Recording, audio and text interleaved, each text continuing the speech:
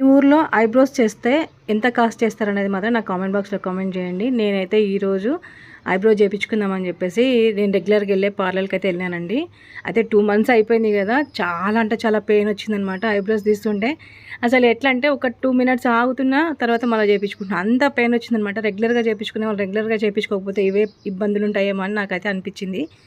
తననైతే ఆపుతున్నా, కొంచెం మెల్లగా చెయ్యి, స్లో చెయ్యి అని చెప్తూనే ఉన్నాను. పాపం నా దోస్తు కాబట్టి తను కూడా ఆగి చేసింది. వేరే వాళ్ళైతే కొంచెం సరేలేండి అని అంటారు, కానీ తనైతే నీకు నొప్పి తగ్గితేనే నేను చేస్తానులే అని చెప్పేసి అయితే నాకు మస్తు కోఆపరేట్ చేసిందనమాట.